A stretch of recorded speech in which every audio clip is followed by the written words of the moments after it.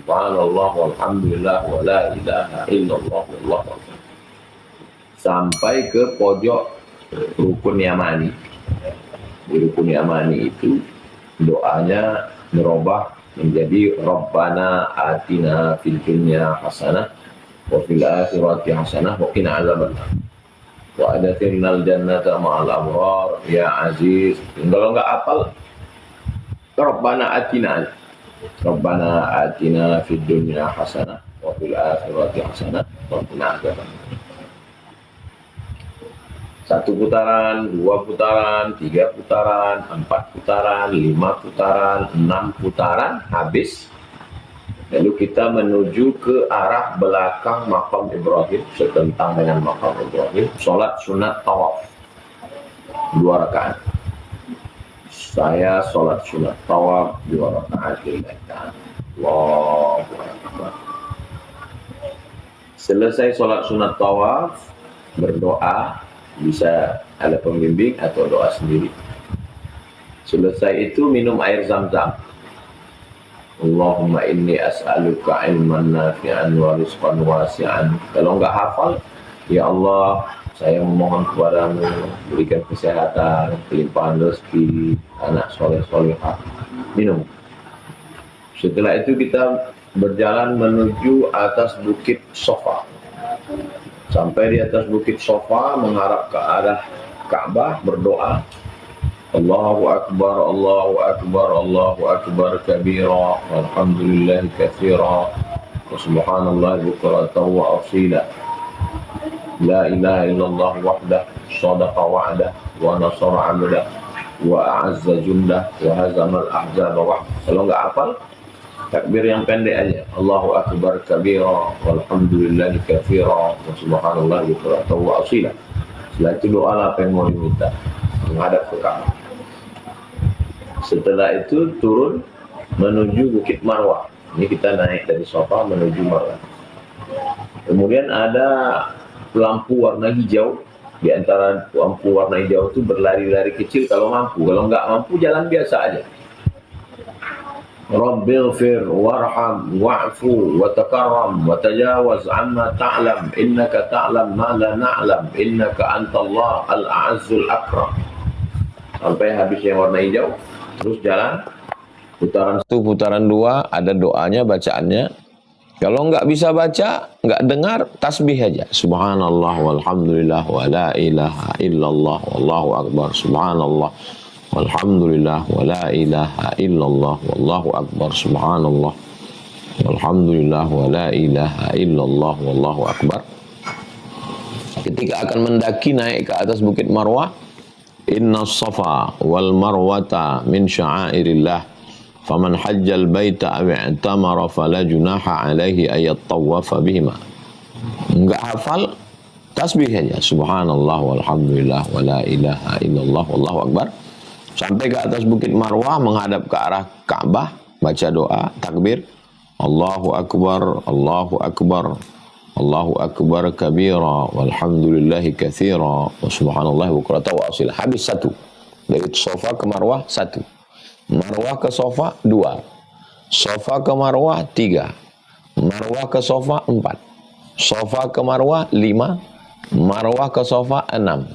Sofa ke Marwah 7. Habis 7 putaran, finish. Selesai di Marwah, berdoa, mintakan segala permohonan kepada Allah. Selesai itu potong rambut. Nanti perempuan yang sudah dipotong rambutnya, dia yang akan memotongkan ujung rambut, ujungnya diratakan. Selesai tawaf, selesai sa'i, dan selesailah umroh. 5. Niat, tawaf, sa'i, tahallul, tartib. Habis. Inilah pokok ibadah umroh, ya cuma ini aja. Kira-kira berapa jam itu? Ya 1 jam kalau rame-rame tawaf sejam, sa'i sejam, 2 jam. Tapi kalau cepat ya 1 jam. Ya oke lah kita rame 2 jam. Itulah cuman ibadah. Nah, Makanya saya jelaskan pokoknya dulu, supaya jangan sampai gara-gara yang nggak pokok, malah yang pokoknya rusak. Nah, jadi jangan sampai yang 5 ini rusak gara-gara yang lain. Udah selesai. Adapun yang lain-lain itu sunat-sunat semua. Ketika nanti sampai kita mendarat landing di Madinah, baca doa Allahumma inni as'aluka khairaha wa khaira ahliha wa khaira ma fiha, sunnah. Ya Allah, berikanlah saya kebaikan kota Madinah, kebaikan penduduknya, kebaikan yang ada di kota Madinah, sunnah, baik. Selama di kota Madinah memperbanyak salawat, Allahumma salli ala Sayyidina Muhammad wa ala ali Sayyidina Muhammad. Kemudian masuk ke hotel, nanti dibawa ke masjid. Masuk pertama, sholat sunat tahiyatul masjid. Kalau kebetulan malam, sholat sunat wudu, sholat sunat taubat, sholat sunat tahajud, sholat sunat hajat, sholat sunat witir. Pertama masuk, sholat sunat tahiyatul masjid. Kemudian sholat sunat wudu, sholat sunat taubat, sholat sunat tahajud, sholat sunat hajat, sholat sunat witir. Nunggu azan subuh, zikir. Zikir yang utama 3. Pertama, istighfar. Astaghfirullahalazim alladzi la ilaha illa huwal hayyul qayyum wa atubu ilaih. Yang kedua, sholawat. Allahumma salli ala Sayyidina Muhammad wa ala ali Sayyidina Muhammad. Yang ketiga, tahlil. La ilaha illallah, la ilaha illallah, la ilaha illallah. Masih ada waktu kosong, baca Quran, baca Yasin, baca Ar-Rahman, baca Al-Waqi'ah, atau memang lagi ngelanjutkan bacaan, ada program-program baca Quran. Kalau kebetulan masuknya sebelum zuhur, 1 jam sebelum zuhur, tahiyatul masjid. Habis itu sholat sunat duha. Duha masih bisa sampai kira-kira 15 menit menjelang azan zuhur. Jadi kalau masuknya jam 11, azan zuhurnya jam 12, ya masih ada waktu kesempatan sholat sunat 45 menit. Pertama masuk tahiyatul masjid, habis itu sholat sunat taubat, habis itu sholat sunat duha. Kalau duhanya dulu nggak ada diatur mau duha dulu, mau taubat. Sholat sunat hajat. Hajatnya apa? Hajatnya supaya diberi rezeki, diberi kemudahan, sehat, panjang umur, keluarganya sakinah, mawaddah, warahmah. Memperbanyak sholat-sholat di masjid. Kemudian nanti ada hari dibawa untuk berziarah, mengunjungi tempat lokasi perang Uhud, naik ke Bukit Jabal Rumat, ke Masjid 7, ke Masjid Quba, ke Masjid Qiblatain. Sudah saya tuliskan sejarahnya semua, nanti kita bahas dalam dialog.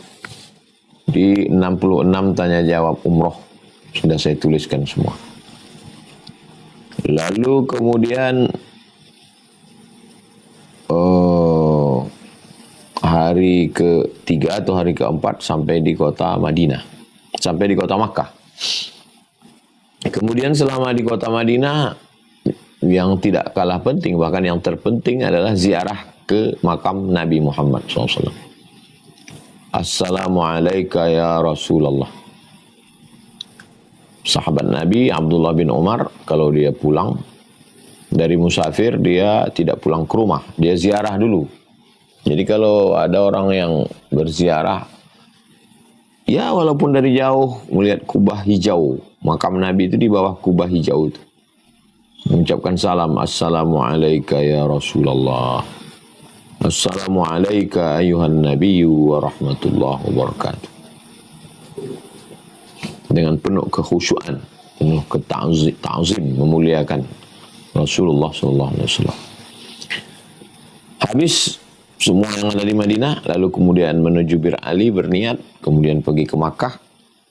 Sampai di Makkah,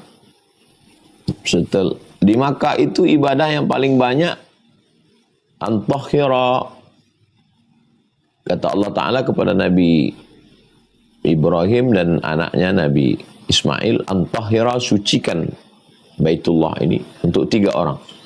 Yang pertama, lit-ta'ifin, untuk orang yang tawaf, wal-akifin, untuk orang yang i'tikaf berlama-lama di masjid, war-ruka'is sujud, untuk orang yang rukuk dan sujud banyak-banyak solat. Jadi usahakan banyak 3.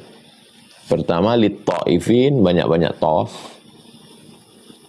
Kita kalau masuk masjid itu boleh langsung tawaf sunat, enggak pakai sa'i. Untuk yang kedua, ketiga. Untuk yang pertama, ya tawaf sa'i.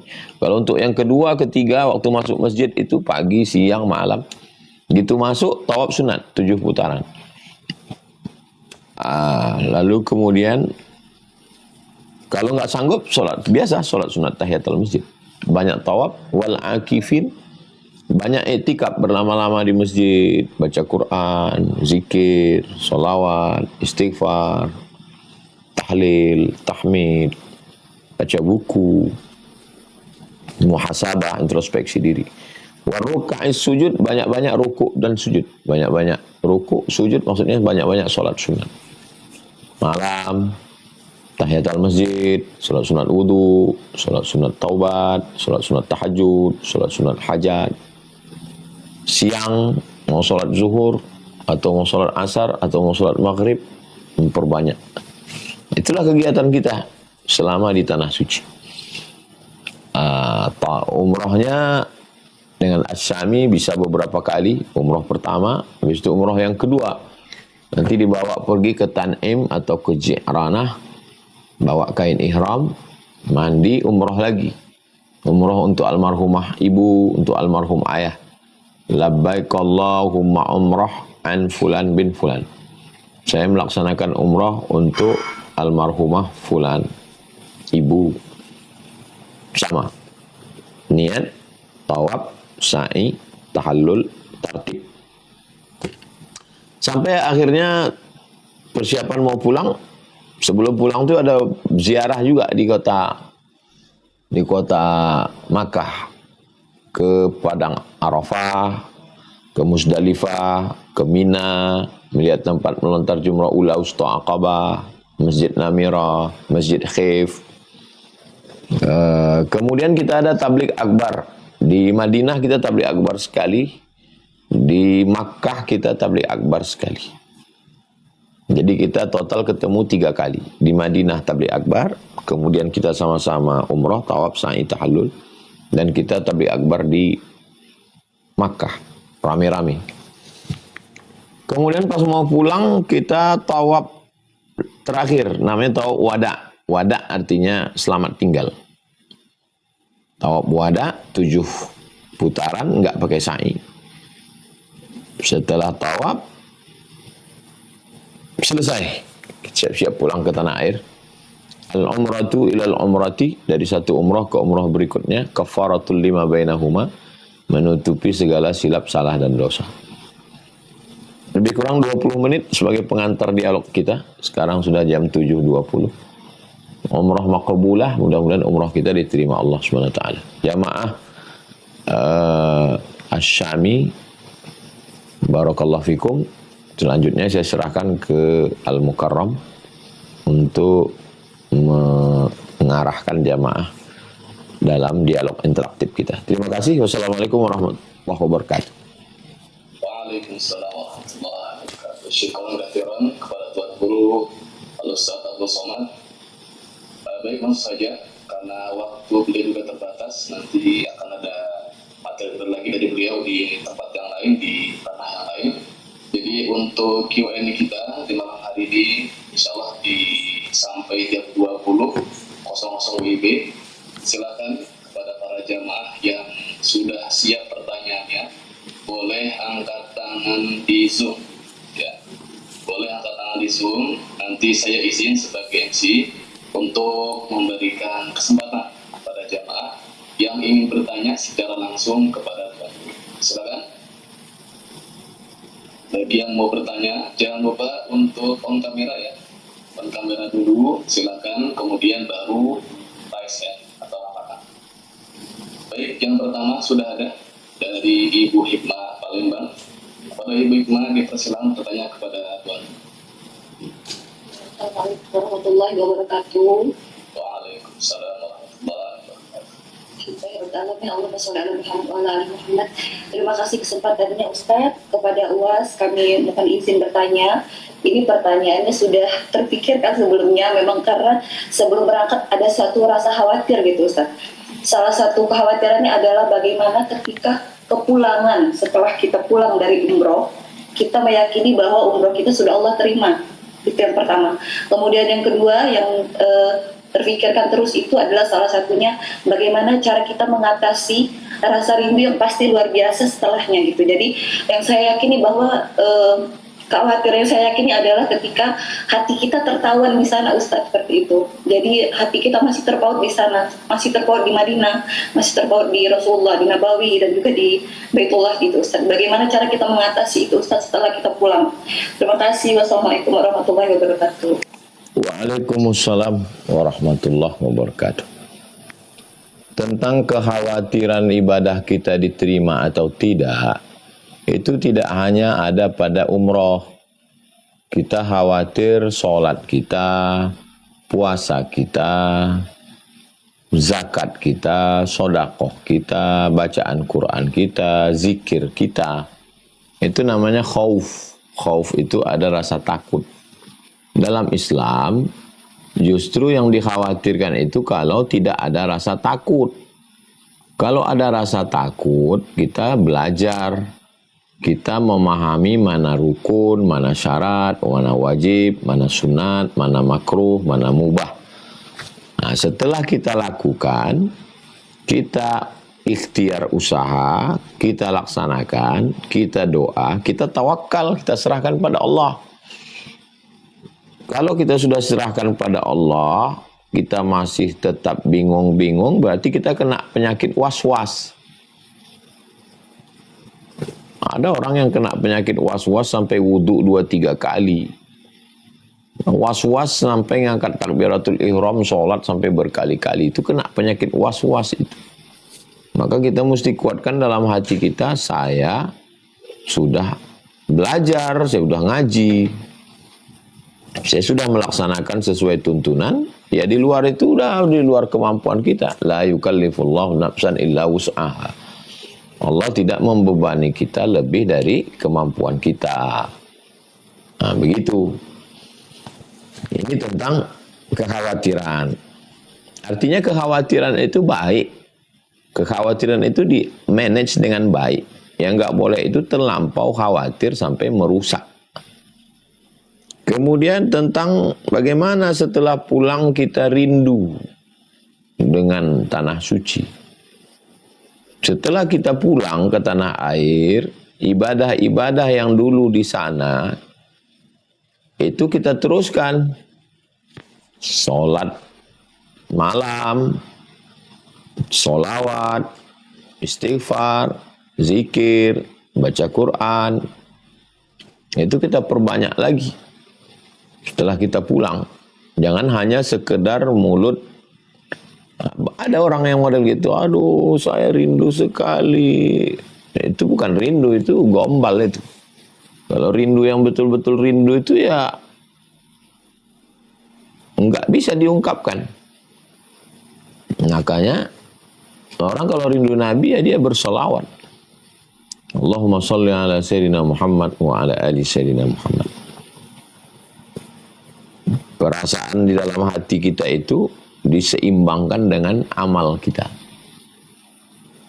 Jadi amal-amal yang selama di sana kita perbanyak, setelah pulang ada perubahan.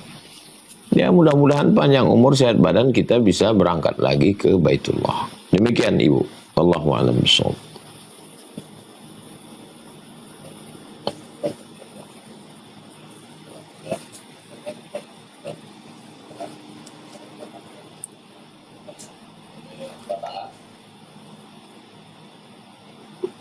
Jadi ini khusus untuk jamaah Syami ya, yang bergabung di Zoom di malam hari ini. Silakan Bapak Ibu yang mau bertanya, boleh.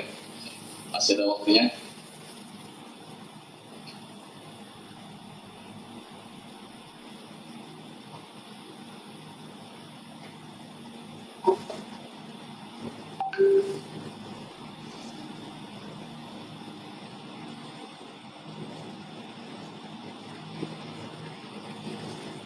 Baik, sekali lagi kepada para jamaah yang mau bertanya. Oke, baik, selanjutnya dari Ibu Sri Pamuncak di Jakarta. Pada Ibu Sri, dipersilakan untuk bertanya kepada Tuan. Mohon maaf, admin bisa dinyalakan mic-nya. Iya, terima kasih. Ya, Assalamualaikum Tuan Guru. Alhamdulillah tahun ini 2025 saya kembali ikut bergabung umroh beserta Tuan Guru. 2024 kemarin ikut grup dari Madian Ustadz Asbi. Di 2025 ini saya ikut di Asami. Ya, Alhamdulillah berkat rezeki dari Allah bisa ketemu sama Tuan Guru lagi. Pertanyaannya mungkin sedikit di luar dari penjelasan Tuan Guru tadi. Yang saya tanyakan itu karena umur dan juga kaki saya sering sakit, saat sholat itu pada tahiyat akhir itu sering kram. Nah, posisi tahiyat akhir itu saya lepas karena tidak tahan menahan sakitnya. Apakah sholat saya itu sah atau harus diulang? Jadi karena ada mungkin tahiyat akhirnya tidak sempurna gitu duduknya. Pertanyaan saya itu yang pertama. Yang kedua, pada saat umroh bersama Tuan Guru, mungkin jumlahnya cukup banyak. Mungkin kami ingin mendengar langsung suara Tuan Guru yang memimpin doa saat tawaf ataupun sa'i. Kira-kira bagaimana caranya supaya kami bisa mendengar suara Tuan Guru langsung. Saya rasa itu pertanyaan saya. Terima kasih Tuan Guru. Sehat selalu. Semoga umroh kita lancar dan mabrur. Amin. Wassalamualaikum warahmatullahi wabarakatuh. Waalaikumsalam.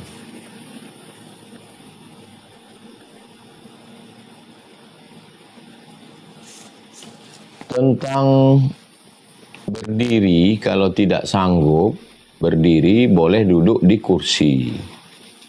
Kalau duduk tidak sanggup, ya boleh juga duduk di kursi karena kaki tidak bisa ditekuk misalnya. Kemudian tasyahud, kalau tidak bisa duduk tawarruk, tasyahud akhir karena berat, ya duduk seperti duduk tasyahud awal. Kalau tidak bisa juga kaki ditekuk, ya duduk seperti duduk biasa saja bersila. Atau duduk di atas kursi. Makanya di Madinah, di Makkah banyak kursi. Duduk saja di kursi. Sholatnya sah. Karena uzur itu tidak mampu. La yukallifullahu nafsan illa wus'aha. Allah tidak membebani seorang hamba lebih dari kemampuannya. Tentang doa-doa, karena tidak pakai mikrofon, nggak boleh pakai mic, itu yang bisa mendengar hanya di samping saya itu aja yang keliling itu. Makanya ketika saya membaca, yang lain itu ikut menyuarakannya ke belakang.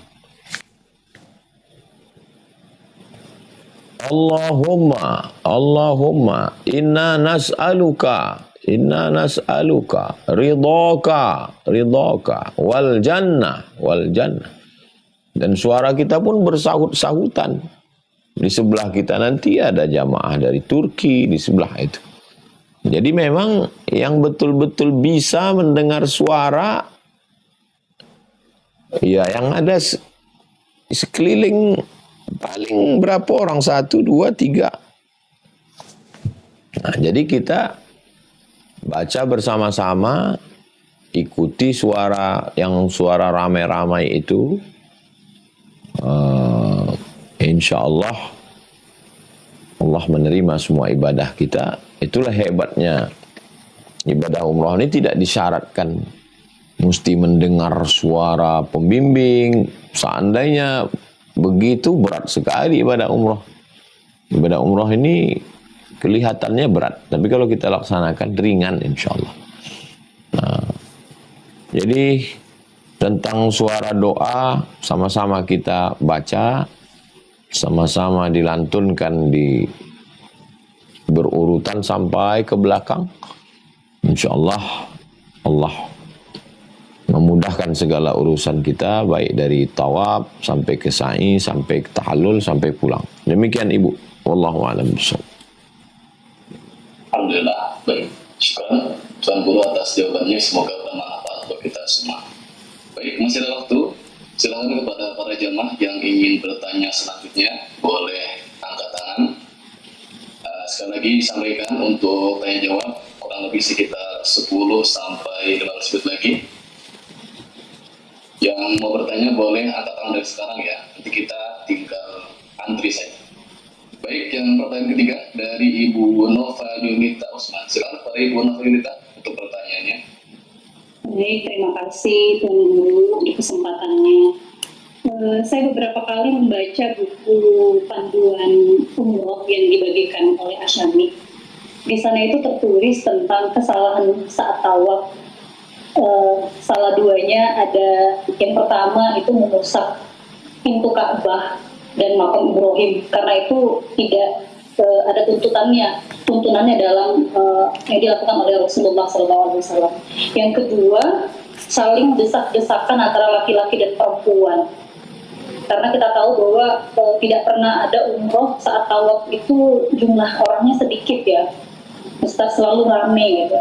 Kemudian apakah ini hanya berlaku pada saat kita saat tawaf saja tidak diperbolehkan, tapi kemudian untuk selanjutnya ada keinginan kita untuk berdoa di tempat-tempat yang mustajab, apakah diperbolehkan jika kita rela berdesak-desakan seperti itu supaya tubuh kita bisa sampai ke sana, Ustaz. Kita minta pencerahan agar kita memang senantiasa meyakini bahwa dimanapun tempat Allah pasti mengabulkan doa-doa kita gitu. Terima kasih Ustaz, itu saja. Yang pertama tentang mengusap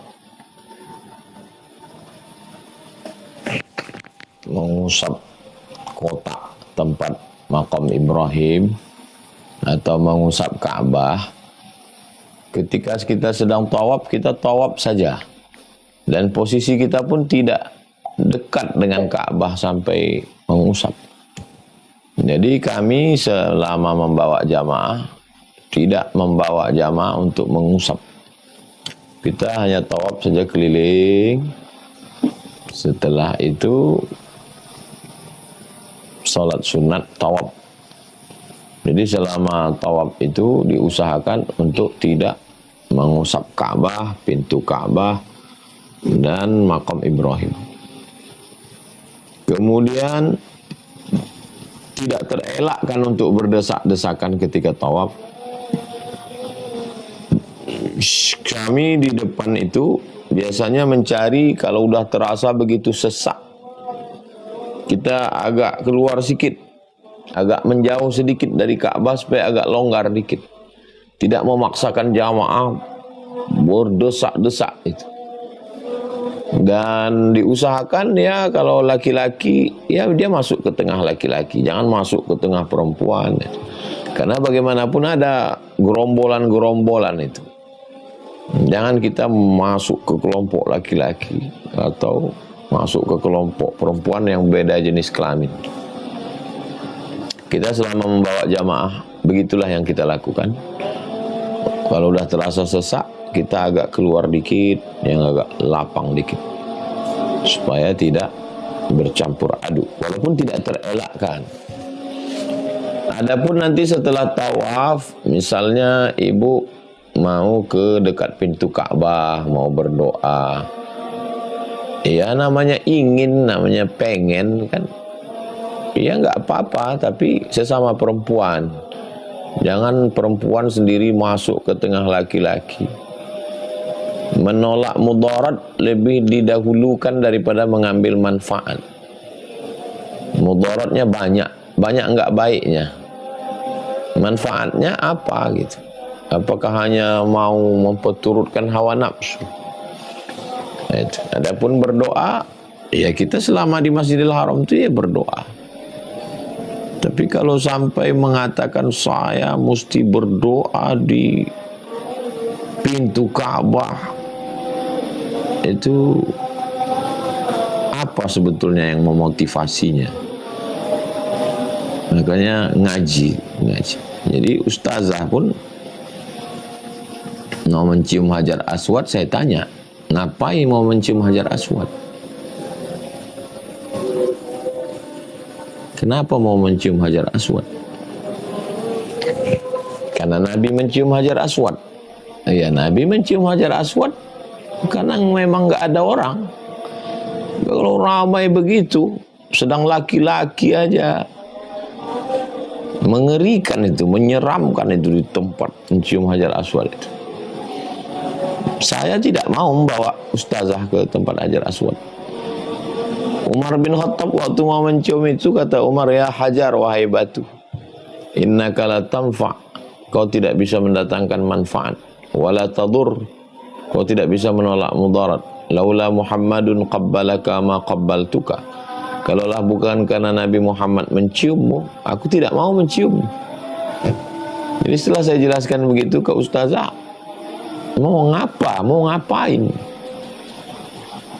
Kecuali misalnya dapat kesempatan, nggak ada orang, nah itu iya, kenapa kita nggak manfaatkan kesempatan? Tapi kalau orang lagi ramai begitu, masuk perempuan ke dalam, na'udzubillah itu. Saya mencium Hajar Aswad itu dulu waktu masih kuliah. Waktu masih kuliah, ya semangat. Pernah saya 7 putaran 7 kali cium. Putar cium, putar cium, putar. Dulu waktu masih kuliah. Tapi kalau sekarang nggak mau saya. Apa yang mau dicari di situ? Patah-patah kita. Sungkurkan orang, muka kita ke situ pecah pelipis kita. Apa yang mau dicari? Atau hanya sekedar mau ditanya orang, pernah nggak cium aja? Ya nggak usah lah kita beribadah hanya mau ditanya orang. Makanya itulah gunanya kita manasik ini. Ibadah ini ya karena ilmu. Bisa mencium Hajar Aswad, alhamdulillah. Nggak bisa, makanya pokoknya tadi, pokok yang 5 itu rukun, niat, tawaf, sa'i, tahallul, tartib. Mencium Hajar Aswad sunat, bukan rukun, bukan syarat, bukan wajib. Bisa, alhamdulillah. Nggak bisa ya nggak apa-apa. Penting pertanyaan Ibu, karena banyak orang yang mewajibkan yang tak wajib, merukunkan yang tidak rukun. Begitu Ibu. Wallahu a'lam. Baik, jazakumullah pada Tuan Guru atas jawabannya. Terima kasih juga kepada jamaah yang sudah bertanya. Sedikit untuk pertanyaan selanjutnya, ada jamaah secara online bertanya, Ustaz. Pertanyaan adalah, Assalamualaikum Ustaz, izin bertanya. Kita tahu di Tanah Suci pasti sangat padat dan besar-besaran. Kadang kita emosi dan sebagainya. Bagaimana tips dari Ustaz agar hati kita tetap tenang dan khusyuk serta merasakan keadaan Allah Subhanahu wa taala meskipun situasi sekeliling kami sedang ribut atau kacau, dan bagaimana agar tidak terjebak untuk menjadikan umrah itu hanya sekedar wisata untuk selfie saja. Demikian Ustaz.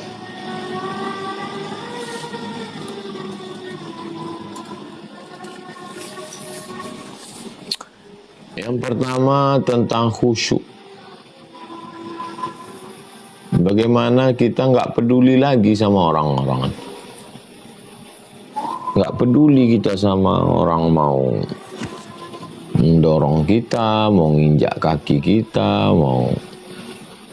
Ya kayak kita bawa motor gitu. Kayak bawa motor itu kan nggak peduli kita ada orang di seberang ini, udah nggak. Yang kita pedulikan bahwa kita nggak jatuh dan kita jalan gitu. Gimana menjelaskannya ya? Saya nggak ada yang mau saya kejar, ya saya jalan aja. Saya nggak mau ngejar selesai jam sekian. Saya jalan aja. Subhanallah walhamdulillah wala ilaha illallah wallahu akbar. Subhanallah walhamdulillah wala ilaha illallah wallahu akbar. Enggak kita pedulikan lagi orang-orang itu. apalah yang kita pedulikan sama mereka gitu. Saya ini kan kemarin ini mau beribadah, bukan mau memperdulikan orang. Karena kalau enggak capek kita itu. Nanti ada yang mendorong, ada yang begini, ada yang sibuk kita dengan itu. Di masjid yang menyibukkan kita waktu sholat di masjid dekat rumah kita ada anak kecil, ada orang ngobrol, ada orang rokok, ada. Di Masjidil Haram lebih banyak lagi. Nah itu makanya ya itu nggak usah kita pedulikan. Kita fokusnya ya sama Allah. Kita fokus sama tawab kita fokus sama hati kita fokus sama dosa kita yang banyak, kita fokus sama ibadah kita. Masa jauh-jauh habis duit, meninggalkan pekerjaan, habis tabungan, habis gaji hanya untuk memperdulikan orang. Mahal sekali peduli orang itu, sampai kita mesti naik pesawat, mesti ninggalkan keluarganya untuk memperdulikan orang. Kita kesana kan karena Allah. Bismillahirrahmanirrahim. Ala Allah. La haula wa la quwata illa billah. Itu tentang khusyuk. Yang kedua, bagaimana kita tidak terjebak dengan selfie-selfie. Ya, foto penting. Saya bawa ustazah foto sekali untuk kenang-kenangan. Cetak, ada dicetak. Tulis kami umroh tahun sekian dengan anak-anak. Ya udah. Tapi kalau tiap hari mesti update, disimpan untuk apa gitu? Untuk manas-manasi kawan, untuk cerita ke tetangga. Saya kira kita udah melewati fase itulah. Ambil aja sekali untuk kenang-kenangan, untuk kira-kira nanti dicetak pulang. Itu ada cerita motivasi buat anak-anak. Nah, adapun yang lain ya nggak usah. Kalau hanya sekedar untuk bangga-banggaan, gaya-gayaan. Saya kira demikian. Wallahu a'lam. Baik, syukur atas jawabannya. Selanjutnya, masih ada waktu satu pertanyaan lagi pada para jamaah yang ingin bertanya, silakan. Masih ada kesempatan untuk bertanya satu question lagi, pertanyaan lagi. Silakan dari jamaah yang hadir secara online langsung ini, ada yang ingin bertanya langsung.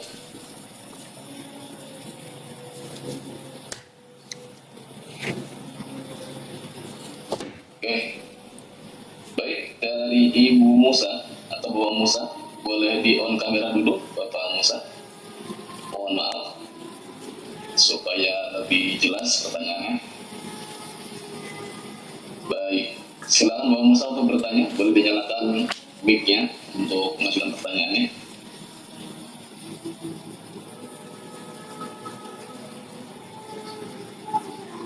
Izin Ustaz, Assalamualaikum warahmatullahi wabarakatuh.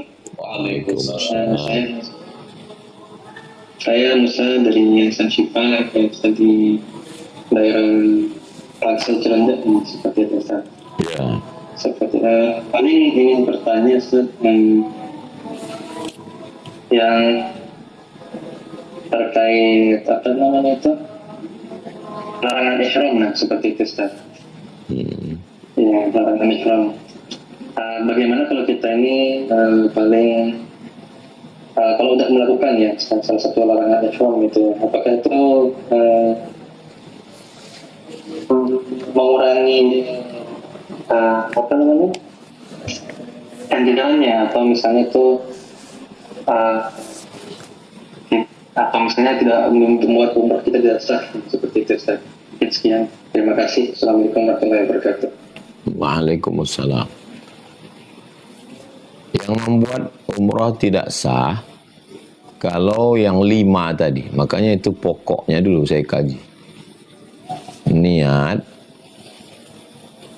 tawaf, sa'i, tahallul, tartib. Ada niat nggak? Ada.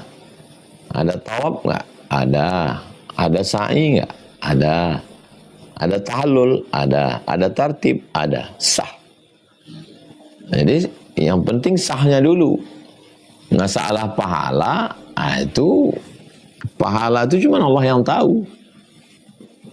Pahala itu nggak ada standarnya pahalanya. Ini pahalanya 70, ini pahalanya 100. Ya, pahala itu balik ke ikhlasan.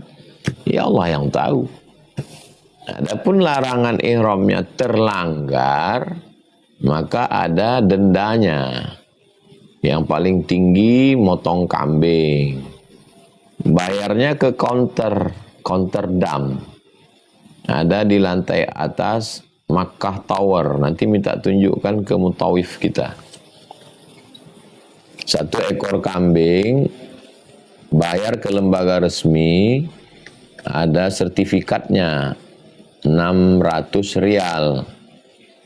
Yang kedua, kalau nggak sanggup ngasih makan fakir miskin 90 rial.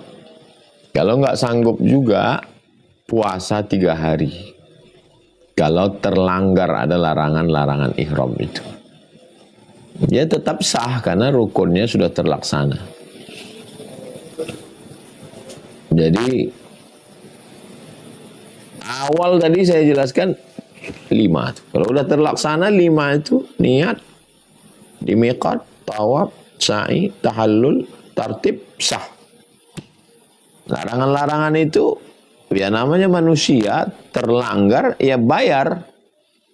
Dan uangnya itu ya untuk fakir miskin sampai kepada saudara-saudara kita.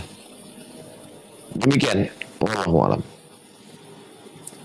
Baik, alhamdulillah bisa kumullah Ustaz atas jawabannya. Alhamdulillah sudah ada materi singkat yang kita dengarkan dari Tuan Guru. Berikut juga ada pertanyaan yang kita berikan kepada Tuan Guru sudah dijawab semua. Semoga materi dan jawaban yang dijawab diberikan oleh Tuan Guru memberikan kita pencerahan yang cukup banyak terkait umrah, dan semoga apa yang sudah kita dengarkan dan pelajari malam hari ini menjadi manfaat dan keberkahan untuk kita semua, dan semoga menjadi pahala jariah untuk Tuan Guru kita. Amin. Baik, karena sudah pukul 19.50, kita persilakan kepada Tuan Guru untuk bisa berlanjut kepada kegiatan selanjutnya. Kami ucapkan terima kasih banyak atas waktu dan ilmunya Tuan Guru.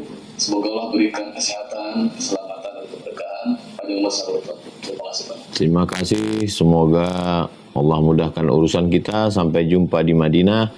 Sampai jumpa di Tawaf Sa'i. Sampai jumpa di Makkah Al-Mukarramah. Tetap baca terus.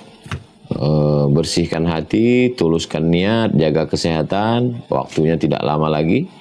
Umrah maqbulah. Allahumma salli ala Sayyidina Muhammad wa ala ali Sayyidina Muhammad. Allahumma la sahla illa ma ja'altahu sahla wa anta taj'alul hazana idza syi'ta sahla. Ya muyassir kulli asir, ya qadiyal hajat, engkau yang menunaikan segala hajat. Ya muyassir kulli asir, engkau yang memudahkan segala yang sulit. Yassir lana umurana. Allahumma ja'al umratana umratan maqbulah. Terimalah ibadah umrah kami ya Allah. Waghfir lana dzunubana, ampunkan dosa-dosa kami. Wasi' arzaqana, lapangkan rezeki kami. Rabbana atina fid dunya hasanah wa fil akhirati hasanah wa qina adzabannar. Wa sallallahu ala sayyidina Muhammad wa ala alihi wasallam. Alhamdulillah rabbil alamin. Terima kasih. Assalamualaikum warahmatullahi wabarakatuh.